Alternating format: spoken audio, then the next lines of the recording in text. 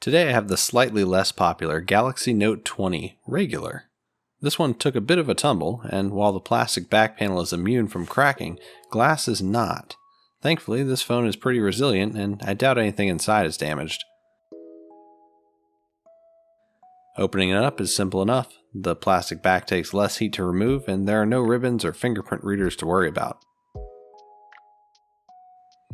First up, we have 6 regular size Phillips screws holding in the wireless charging coil shield.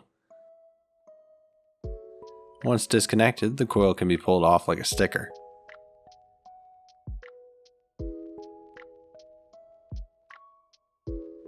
You probably already know this one, but disconnecting the battery is pretty important. 5 more Phillips screws are holding in this plastic midframe. The ear speaker is also built into this part. At the bottom, you'll find 5 more screws holding the bottom loudspeaker and midframe on. Now is as good a time as any to remember the S Pen needs to be transferred to the new housing. Thankfully, customers usually remind me when they find it empty. I'll also need to eject the SIM tray in order to get the board out in a moment.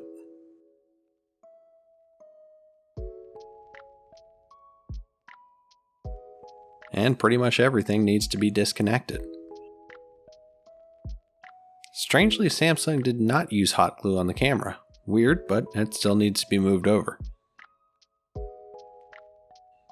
This looks unreasonably like a Galaxy S20 inside. A single Phillips screw secures the camera array to the frame. It also acts like kind of a board screw. Once that's out of the way, the entire board can be lifted out.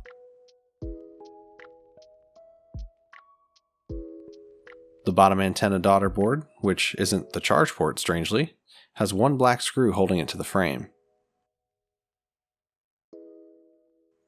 It can be removed, but you need to remember to disconnect the ribbons first.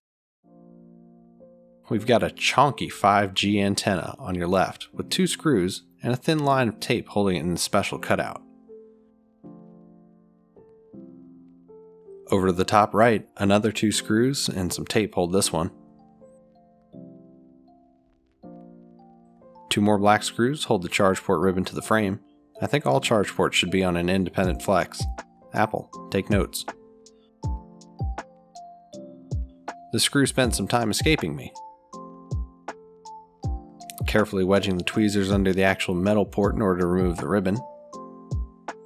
Now, 2 more black screws secure what may be the strangest thing I've ever found in a Note series. This is a metal retainer that clamps the display ribbon to an extension ribbon. Why they didn't just make the display ribbon longer is a complete mystery to me. In any case, it needs to be pried up, and then the ribbon's disconnected.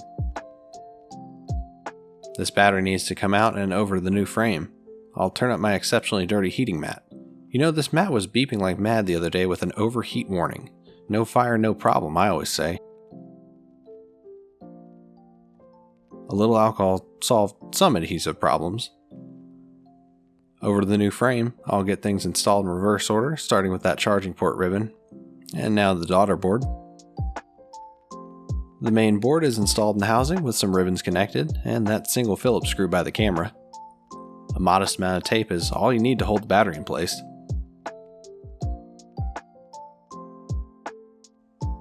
"5G" gets reinstalled, along with that ear speaker and screws. Lastly, the wireless coil and loudspeaker at the bottom. It's time to test. I'll get that S Pen reinserted and this phone charged back up. Finally time to seal it up. Some 3M tape primer has been my jam lately. This stuff creates a great bond with the OEM adhesive and makes for a factory-like seal. Not that I'm sponsored, but pressing the back panel firmly to the frame, this phone is fixed and ready to roll. Thanks a lot for watching. If this video helped you out, let me know in the comments below, and be sure to consider subscribing for more repair videos.